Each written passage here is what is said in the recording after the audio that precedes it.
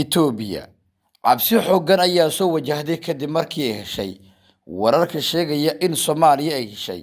diyaarado caalami ah oo ay u adeegsan doonto howlgalladeeda kala duwan ee difaaca Soomaaliya. Siday xaqiijiyeen mas'uuliyiin ka tirsan maamulka xafiiska Ra'iisul Wasaare Abiy Ahmed,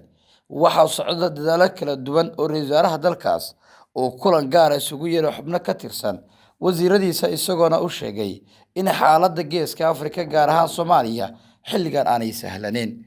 Itoobiya waxay dareensan tahay in Soomaaliya xiriir iyo saaxiibtinimo dhow ay la leedahay dhanka Masar, waa mid keentay in cabsi weyn uu muujiyo ra'iisul wasaaraha Itoobiya Abiy Ahmed, maadaama ciidan fara badan awood ahaanna muuqda la soo bandhigay dhowaan, kuwaas oo Masar ay sheegtay in ay Soomaaliya u soo direyso.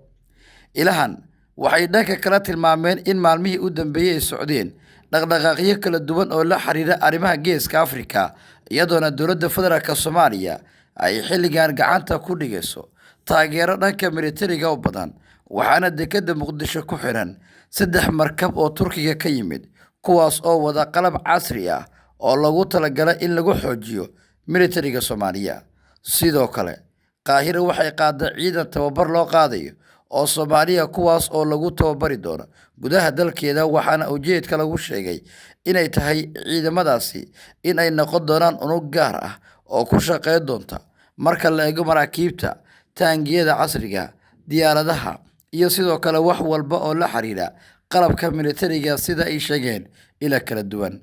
Dowladda Itoobiya ayaa maalmihii u dambeeyay waxay cabsi iyo walaac xooggan ay kala kulmaysay marka la eego dhaqdhaqaaqa ay ka wada Geeska Afrika. Saameynta ugu weyn ee ka soo gaartay arrimahan, iyadoona ay ugu wacan tahay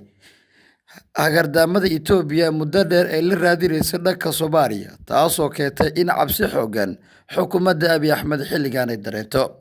Sarkaal sare oo ka tirsan Soomaaliya waa dowladda federaalka Soomaaliya waxa uu sheegay in hubka iyo agabka ciidan si isdaba joog ah Muqdisho ay helaysay maalmihii u dambeeyay, gaar ahaan wixii ka dambeeyay dhammaadkii sanadkii tagay 2025, taasoo keentay in cabsi xooggan ay dareemaan wadamo gobolka ah sida Itoobiya iyo Kenya, oo mas'uuliyiintooda la sheegay in ay dhammaan waayeen ama ay ka dhammaan waayeen taleefanada joogtada oo had iyo jeer ay ku wada hadlayaan si meesha lagu saaro cabsida iyo walaac xooggan ee soo wajahay.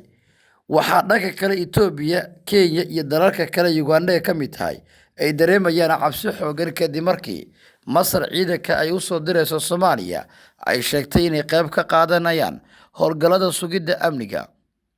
kuwaas oo si buuxda ula wareegi doona mas'uuliyadda howlgalka guud ee dhanka amniga. Horay, dowladda federaalka Soomaaliya waxa ay dalka u keentay diyaaradaha Turkiga F-16, kuwaas oo keenay in ay kordhiyaan dhaqdhaqaaqyada guud, iyagoona markii hore ay ka sii horeeyeen diyaarado kala duwan. Waxay keentay taasi cabsi oo la xiriirta in Itoobiya ay markaan dareento kobaca dhanka militariga Soomaaliya. Sanadkan 2026 bartamihiisa, marka la qiimeeyo awoodaha dhanka militariga, ayay Itoobiya ka cabsi qabtaa in ay Soomaaliya ku qalin daarato kana adkaato marka la eego tirakoobka halka ay kaga jirto. Nabarka kale Abiy Ahmed uu la kulmay waa jabhadaha gudaha Itoobiya ka sii aas-aasmaya, kuwaas oo dagaal xooggan kala soo horjeeda xukuumaddiisa, iyadoona warar soo baxaya ay tilmaamayaan in mas'uuliyiin ka tirsan dhinaca dowladda federaalka Itoobiya ay walaac aad u xooggan ka muujinayaan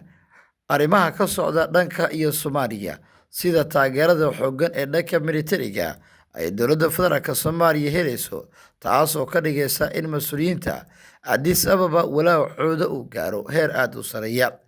Xubin sare oo ka tirsan dhanka iyo xafiiska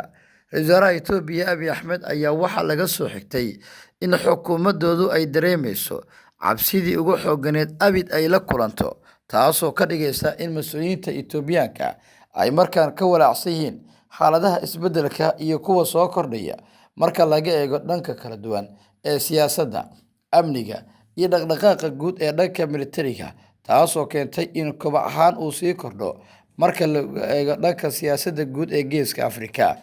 Warbaahinta Xuuraansi waxay soo indheysay warbixinadii ugu dambeeyay, iyadoona sawirro iyo muuqaallo lagu qaaday dhanka iyo satellite-ka oo warbaahintu ay soo bandhigtay ay ka muuqanayeen Itoobiya iyo sida ay u doonayso in ay saldhigyo ka samaysato qaybo ka mid ah Soomaaliya iyo sidoo kale qaybo ka mid ah xuduudda dhanka Suudaan ay la wadaagto, taasoo keentay in xukuumadda Abiy Ahmed siyaasad ahaan lagu fahmo sida ay hadda wax u wado damaceedana uu yahay. Wixii warar iyo dhacdooyin arrimahan ka soo kordha baahinteena tan xigta ee warbaahinta Xuraansi ku daawo. Waad ku mahadsan tahay daawashada iyo ku xirnaanta janalkayaga.